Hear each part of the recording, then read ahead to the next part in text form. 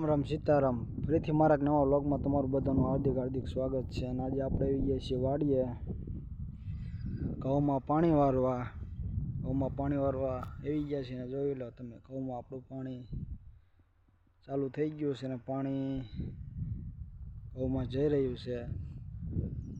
આ પાયાલા પાવાનું ચાલુ છે, તો પાણી ચાલુ જાય છે અને આ આપણે હજી પાવાના બાકી છે ઘઉં।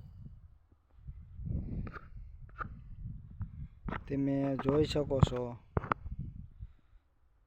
કે જે ઘઉં જો પાયા તે લીલકાય છે અને જો આ ઘઉંમાં પણ ફેર છે અને આ ઘઉંમાં પણ ફેર છે।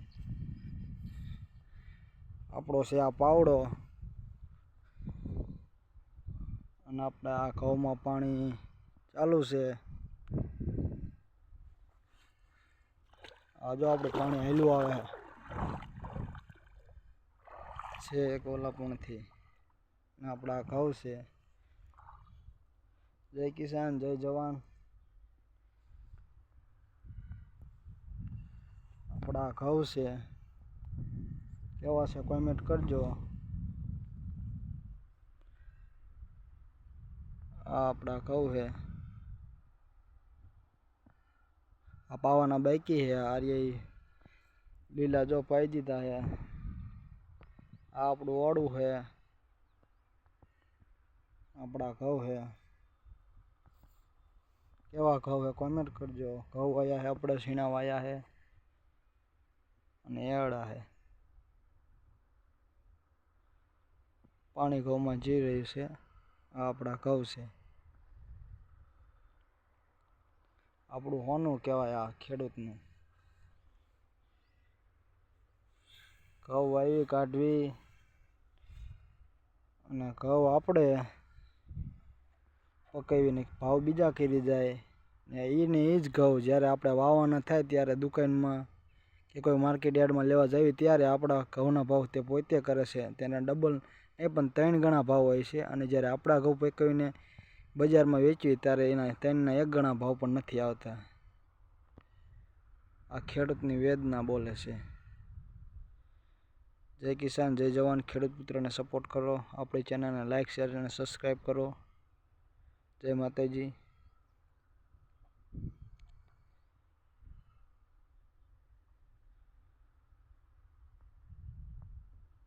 આ વ્લોગ આપણો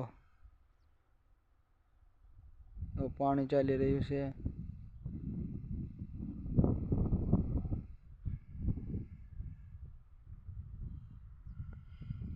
ઘઉંમાં જે બીજું પાણી વાર્યું છે। આવડા ઘઉં થઈ ગયા છે। એક પાણે ઘઉં ઉગી ગયા હતા અને બીજું પાણે ખાતર નાખ્યું છે। ખાતર નાખીને જો આ ખાતર નાખ્યું છે ને ખાતર નાખીને આપણે પાણી ચાલુ છે, બીજું પાણી ચાલુ છે। આ આપણા ઘઉં છે,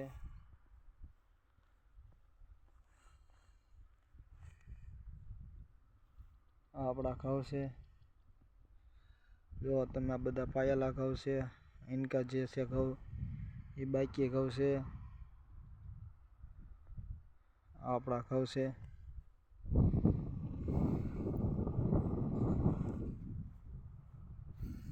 આ આપણો પાણી વાળવાનો પાવડો છે ને આ બાજુથી પાણી આવે છે। જો તમે જોઈ રહ્યા આ બાજુથી પાણી આવે છે। જો આ ઘઉં બાકીના ઇનકાના પાઈ દીધા છે અને પાણી ચાલુ છે, ઘઉંમાં જાય છે। આ આપણા ઘઉં છે,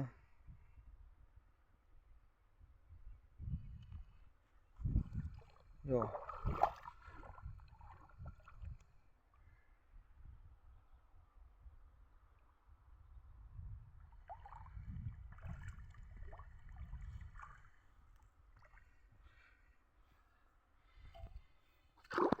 આપણે તો નાકું વાર લેવી, હવે ચારો પી ગયો છે જુઓ।